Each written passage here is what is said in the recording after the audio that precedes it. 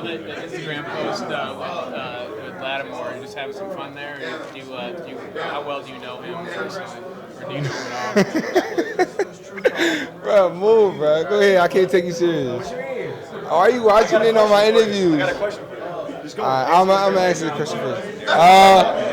No, it was us just being competitive athletes. Of course, we was chirping a little bit during the game. So, that post is just for everybody thinking that I slacked off.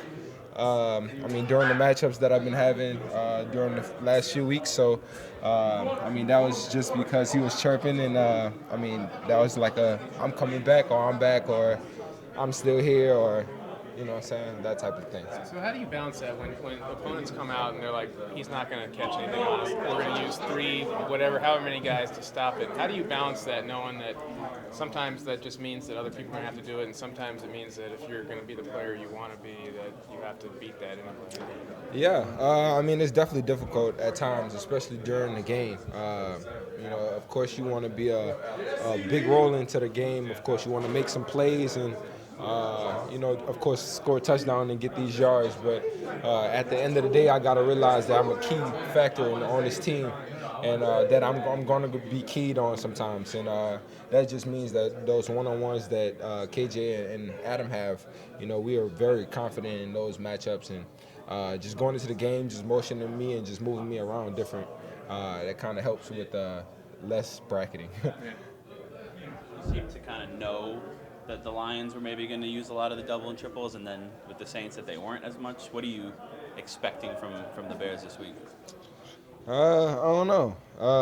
It all depends on how comfortable they feel in their cornerbacks. Going into the game, I think that I'm going to get more double team than I did last week, just because they don't have a Lattimore on their team, So just going into the game, just knowing that I'm going to be moving around a little bit more, motioning around, just trying to get into some open space, try to get in those open holes in the zone, but definitely looking forward to getting a little bit more double team than I did. The touchdown I got called back on the OPI. It looked like you were just kind of trying to get out of the way or whatever, but how do you avoid getting them flagging you for that? I was trying to explain to the ref, what was going on, and why it was called, and what can I do better in the next situation. But it's a very difficult situation because if you look at it on film, they're pretty much both covering me on film, leaving KJ wide open. So it's pretty difficult to kind of try to avoid contact. Of course, I'm trying to use my hands to get by. But he felt that as me blocking or is it a pick play. So that's just something that I gotta work on. It's definitely a difficult position to be put in, but it is what it is. You ask refs, do they give you advice on how to deal with that? They give me their advice of their opinion about it, but I'm trying to give them the realistic answer to it of why or how to really go by that, but it's difficult. Justin, how much practice goes into timing out that handoff that you scored on? It's obviously a pretty quick turn for Kirk. Yeah, we definitely did it plenty of times through our practices.